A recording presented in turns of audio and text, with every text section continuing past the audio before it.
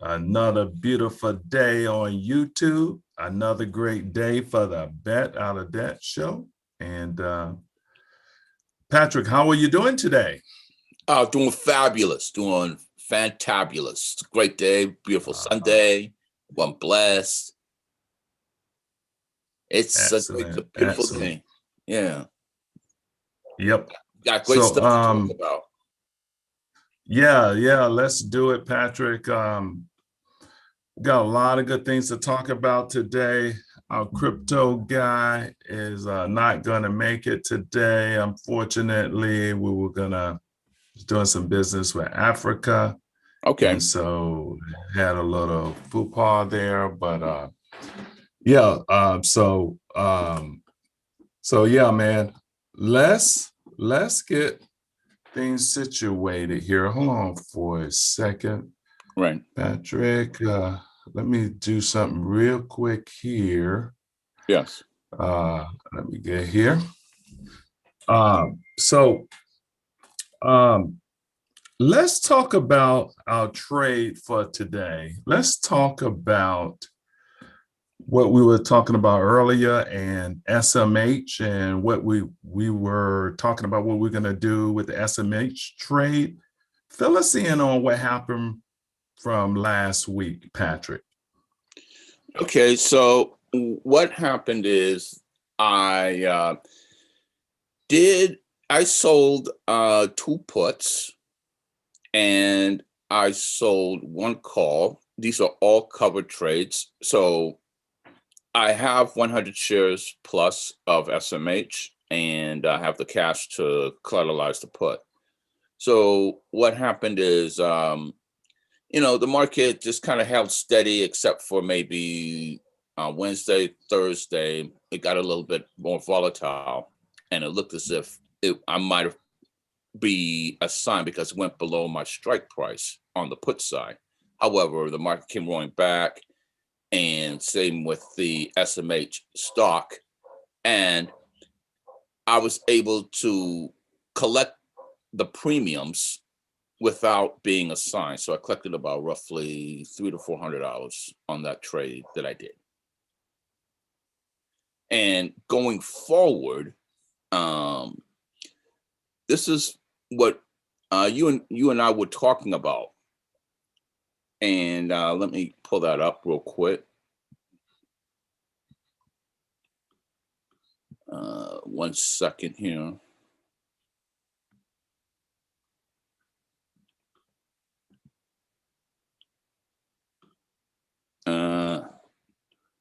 I apologize. It's okay. It should be right behind. I'm not sure what happened to my. Yeah, here we go. Let me share the screen. Okay.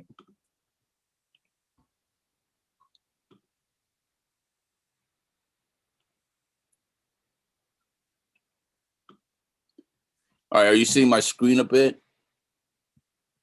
Let me see. Super. Yes. Said double click to go into screen mode. Okay. Sure, what's going on? Okay, here we go. There we go. There we go, Patrick. Yes. Yeah, sorry, a little bit of technical difficulty there. So, anyways, Yep. we're looking at the placing a couple of puts, because here is the support at Can you 240. can you go in closer, Patrick? Yes.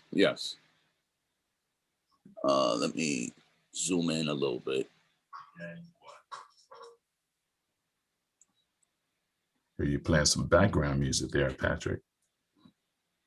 But anyways, so I drew a trend line that has multiple reference points. The more reference points you have, like 1, 2, 3, 4, 5, 6, about 9 or so, the more believable that trend line is.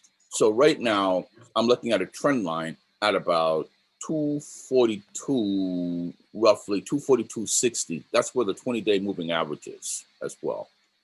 So I think that's very, very strong support, especially as we have a whole spate of earnings. Like over the next couple of weeks. We're talking about maybe 1/3 of the S&P 500. And the earnings are expected to be really good because the economy is really expanding rapidly, very, very quickly. It's quickly coming back from the COVID doldrums, and the economic growth has been more than expected. So anyways, as I'm looking at this here at 242.60, what one could do, just looking at the options here on the SMH, is they could have a strike price at 242.50, which is slightly below that support. And as I said, that's a very, very strong trend line because of all of the multiple references. Here, we could collect a $1.34 premium. And obviously, if you multiply that by 100, you'll collect $134 a contract at 242.50. So that's the trade I'm looking at going forward, and that's a weekly, so it'll expire on Friday, which would be the end of the month, April 30th. Another trade that I'm looking at is Tesla. So if you look at the Tesla support and resistance line, again, it's got a lot of references here. It's got about maybe 10 or so references, to kind of eyeball that trend line. And that looks to be about 708 support right there. So now, and again, because of all the references, I think the support and resistance line is very, very believable. And I think that support could hold over the next 5 days. I'll go to the Tesla options here. And I think anything below 705, 700 a share for the Tesla is a very, very safe bet. And the option trade I was looking at, I usually like to go no more than 25% chance of expiring against you. So this is the delta right here. That pretty much represents the chance of the options expiring against you. So that's the absolute value of this. That means 25% chance of expiring against you, 24% chance of expiring against you as you go down the option chain. At 670, this is one trade I'm looking at. You can collect $880 premium for a 5-day expiry. And it's well below the $700 that we were looking at on the chart here. So this is the 700 or 708. Well, I would just say 700 to be conservative. You would be looking at, again, 20%, 19% chance, 19 to 20% chance of expiring against you. You have an 80% chance of keeping that premium without getting assigned. Now, if you get assigned, hey, Tesla's a good company, in my opinion. So you just kind of keep, buy the stock in the assignment and then immediately write the call against it. I think, Troy, you had something to say about this trade. Yeah, I like it. Okay. Let's do this, Patrick. Let's break it down. You went extremely technical. Let me break it down a little further Okay. for our audience.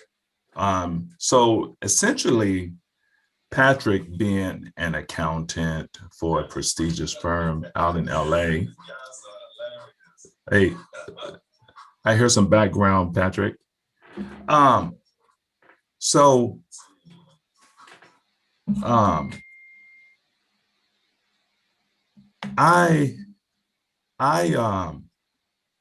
wanted to kind of give a little more detail on what you just described. So one, what you just described was on the SMH trade, how to make how much money in 1 week? And 1 week on the SMH trade, we were looking at the 242.50. So we're looking at $134 for the week per contract if on a collateralized put at 242.50 strike.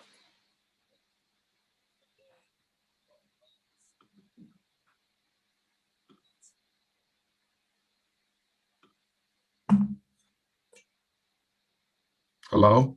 Yeah, I'm still here. Yeah. I think we're having a few repeat that, Patrick. Okay. Yeah, we are. We're having a few technical difficulties, so I hope the audience could bear with us. We apologize. Yeah, go ahead. So, anyways, Go ahead. I'm looking at the 242.50 strike price and you're collecting $134 premium per contract, and that's a relatively safe trade because you have a 76 to 77% chance of that option finishing out of money without. That means you're not going to have to be forced to buy the stock. And if you look at the chart right here, the support resistance is 242.60. That's a 20-day moving average at 242.60. Plus, you have this long trend line. So Patrick, so essentially, we have been doing these put sell trades where you sell a put, you get money instantly. Right. And then by the expiration date, which typically is 1 week out, sometimes 2 weeks out, the contract expires worthless and we get to keep all of the money. So in your case, what you just described was a situation where you sell a put. Yes. It expires next Friday. Yes. You would collect 200 and some odd dollars. $268. And 200 and how much? $268 on this one if I sold 2 contracts. Right. 2 contracts. Sold 2 contracts, 200 and some odd dollars. You get that money instantly. And then by next Friday, if the price of the ETF in this case is not below the strike price that you sold it at, then you have no obligation to buy the stock or buy the ETF, and you get to keep all of the money. So essentially, you're selling paper, making money, and with no obligations to do anything other than to buy shares of the ETF if it falls below your strike price. But what you just described was a situation where you picked a strike price low enough where you felt comfortable enough that the stock, the ETF price would not fall below that strike. So essentially, you sold a contract and got money, and by next Friday, you get to keep that money with no obligations at all. So I just wanted the audience to understand that. Yes. I have been getting feedback that, we talk about all of this stuff. We're going pretty quickly. We make some assumptions that people understand what we're saying. Will you stop sharing your screen, please? Okay. We make assumption that people understand what we're saying, but we have people at different stages of this whole investment thing. So, I just wanted to make sure that we're clearly explaining that to the audience. And so on that SMH trade, that was that. Let's go over the Tesla trade again. So essentially, you're describing a situation where you pick a strike price, a price you will be selling a contract called a put contract, Yes. and you're going to have the obligation to buy shares of that ETF or stock if the price of that ETF or stock falls below your strike. The strategy is to pick a strike price where the stock or the ETF will not fall below. You sell that and you collect that premium instantly.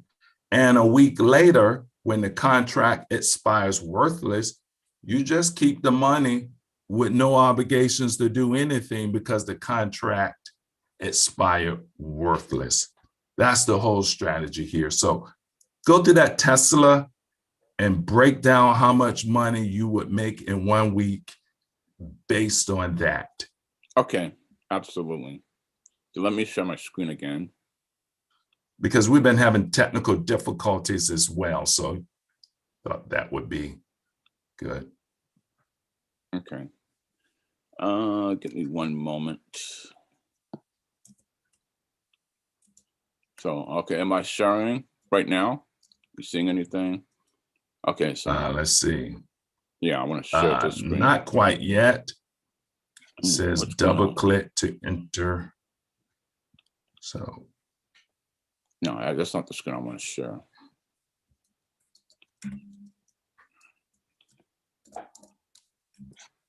Okay, let me stop sharing again. I'm sorry. All right, here we go, finally. So we'll go to the Tesla chart. blow that way up because I'm in the chat.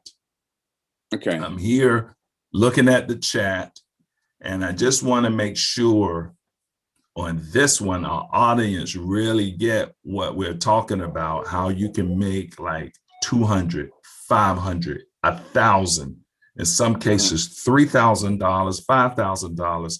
I have done $12,000 in a short period of time by selling a contract and picking a low strike so that a week or two later, that contract expires worthless because the stock or ETF price did not fall below and you just keep the money and walk away. So again, I'm repeating myself. Go ahead, Super. Go ahead, Patrick. Okay, so again, I think the support and resistance right here, they look at the 20-day moving average and this long trend line here with many reference points. It's around $710, $695 to $710 thereabouts. However, I think if we can still go fairly low below that, selling a put option. Thank you, Patrick. A put option at the strike price of 670, which is significantly below. Blow that up some, Patrick. Go ahead. I interrupted you. Sorry, but blow that up to about 175, please. Okay, I have it at 200 right now. It's pretty blown up right now. Perfect. Okay. All right, and I'm glad this is really good to see. And move that little menu thing, please. Yeah. So I'll get rid of that here. Yep. And right here, so 670 to about 680, because I like to have this number here below 25. This is like the chances of the option expiring in the money against you. So right here at 670, you have a roughly 80% chance of collecting the premium without being forced to buy the stock and collect $880. And I think that's a very good bet because of that strong trend line and the 20-day moving average as well. Earnings are really starting to pick up, and usually the stock market performs well during earnings season, particularly this. I think it's going to do very well this earnings season because of the strengthening economy. Gotcha. All right, Patrick. And so I think the audience has gotten more of an appreciation for what you said. And when they go back, they can go back and listen to it with that understanding now. Will you stop sharing your screen now? Yeah. There's a couple of things that I like about the SMH trade. And let's go back to this mode. The SMH trade is a really cool trade. Let me go off and show my screen for a second here if I can find well, I might not be able to show my screen since we're having these technical difficulties right now.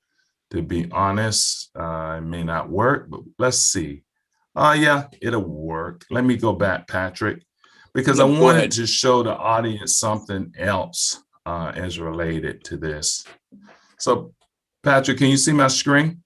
I can see your screen very well. Perfect. So let's just look at SMH that you were talking about, that ETF. And looking at the SMH ETF, one is trading at this price. But let's look at the price action of SMH. And so what we typically do is try to sell a put so that it will expire worthless within a week or two and collect that premium with no obligations to do anything but keep that money and reinvest in it or paying off debt, hence the Bet Out of Debt show, and other items. So what you described there was a strike of, and we're looking at the SMH chart on bar chart, and these colors represent the price movement, the price action of SMH, the ETF, shares of SMH, the ETF, trading at $249 per share for this ETF. And I went into great details explaining what an ETF was last week and what it is. So if you're confused what an ETF is, just go look at the episode from last week. But Patrick is doing and has consistently been doing a trade, collecting $300 to $400 a week, picking strike prices where this ETF movement does not go above or below, and being able to collect premium, meaning collect money for selling those contracts online. And those contracts sell instantly. He collects that premium with an obligation if the price move above or below the particular strike, he would have an obligation to buy. But because they are expiring worthless, he's just collecting money and just doing that. So here's SMH chart, and this is the 3-month chart for SMH, a daily price action chart. Take a look at this in particular, and I have the Bollinger Bands up. I did another video on the Bollinger Band. It was like a 1-hour video on everything you need to know about the Bollinger Bands, and also the 200-day moving average here. I did it with Gregory Hunt, my nephew. If you want to check out and understand the Bollinger Band, go back and look at that video. But what's good about this is look at the price action of SMH. So the trick here, we're talking about selling puts. And in selling puts, that means we do not want this stock to go below the price. So we want to sell a put down here that expires a week from now, meaning the contract is only good for 1 week. And we are going to collect money for selling that contract. And for that contract, we're saying we will buy if it falls below but we're picking strategically so it does not fall below, and we just keep the money when the contract expires worthless. So looking at the price action here on the chart, look at this 20-day moving average, which is the line in the middle, and look at how SMH bounces typically off of that line. It did break and go down to the second deviation low on the Bollinger Band, but typically SMH has a big uptrend, which this shows. And so you see it typically bounce off the center line, the 20-day moving average or the mean line. And so you see SMH consolidating right here. And so this is a really good signal that if we were to sell a put below this, then there's a good chance a week from now, we would keep the premium without an obligation to do anything. So Patrick, what was your trade price on SMH again? It was $242.50. $242 would be right here. Mm-hmm. Look at that, about right here. Yeah, so it'll be just you're below that 20-day moving average. Is consolidating beautifully, similar to what happened here, but it actually went down here. But that's not the typical. More similar to here and went up.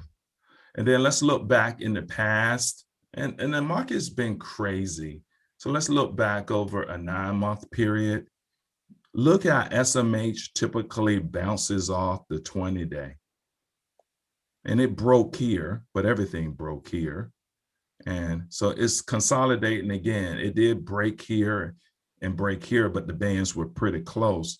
But typically, SMH, when it has a strong uptrend, it bounces off this 20-day moving average, except in this case. So I like SMH. I like that trade. I like it at that price. And just looking at 3 months, yeah, I think you got a good possibility of this bouncing off and going back up. And within a week's time, you could keep that 200 and some odd bucks for selling those contracts. The other thing I wanted to mention, Patrick, is that people look at the price if you were to go all the way to assignment. So let's say next Friday you were to sell these 2 contracts, and you look at the obligation to buy them, if to buy this ETF at this price. If the ETFs fall, if this price falls below that strike at 242.50 strike, you're making an agreement by next Friday to buy 100 shares of this. That's 24,000 now. Well, at 42, that would be that. What's that, Patrick? That'd be $24,250. Right. So at that strike, it would be at 242. It would actually be at that strike price. So you're making an obligation to buy at 24,500. 100 shares. That's what one contract equals to. But for those, like a lot of us, we may not want to, if we see this trade going against us, you can buy it back. You can buy the contract back for a few $100 or depending. And so you do not have to absolutely pay that $24.50 and go all the way to expiration. By Wednesday or Thursday, if you see and you get very nervous, you can buy the contract back, is the point.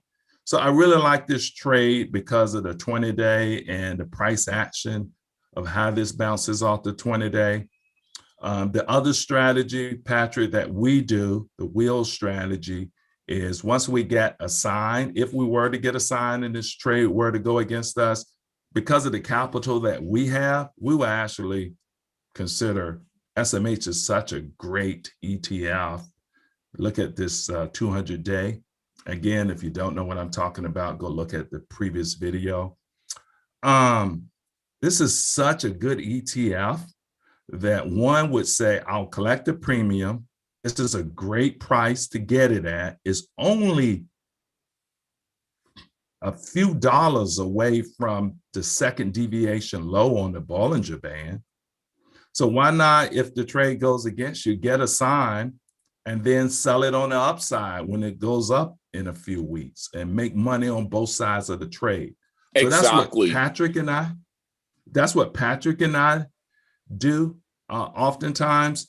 And then sometimes I do not. Sometimes I really want the premium. I get out of the trade, buy the contract back for $20, $40, $30, $200. It doesn't matter. I do not want to put up 24 grand. So I'll buy $50 to get back out of that deal. But that's the beautiful thing. You can get out of the deal. And so I call it making money out of thin air. All of my relatives and nephews and nieces and stuff, they hear me talk about it quite a bit. It's really, really a good deal. Like over the past week, we sold some puts and we're doing really well. And I have some puts out there that I sold on Friday that I'm due to collect next Friday.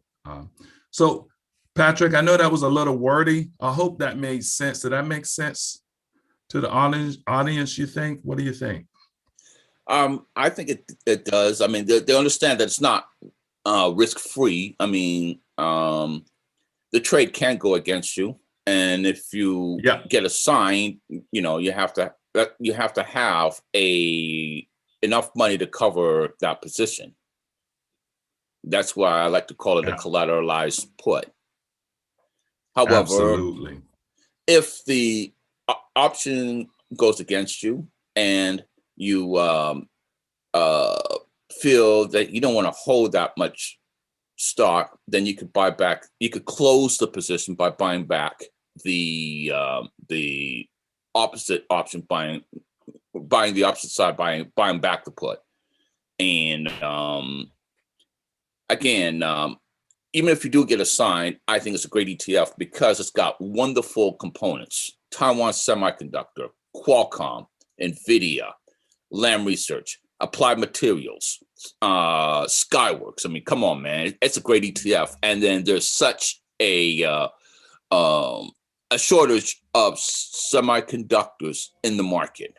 These are the leading companies. That's what's going to lead the economy in the rest of the 21st century. Yep. Yeah. I just hope that made sense because, oftentimes when I'm talking this stuff, I'm not sure I'm making complete sense, but certainly I'm doing my best to share.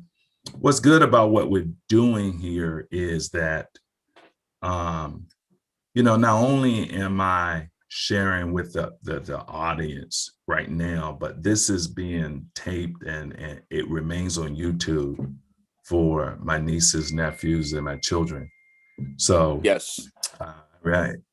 I hope my grandchildren see this someday, and I hope they can have a profession and do whatever they want to do and be able to supplement their income with the stuff that we're teaching here, and they can go and get. And if you want to see it, actually, all of our videos are compiled in one easy place. And if you go to www.betoutofdebt.com, they're all compiled very easily to see and watch. So you can look at the introduction to Bollinger Bands, you can look at the ETFs, you can look at how to get free training from TD Ameritrade from a couple of weeks ago. So all of that stuff is right there on www.betoutofdebt.com.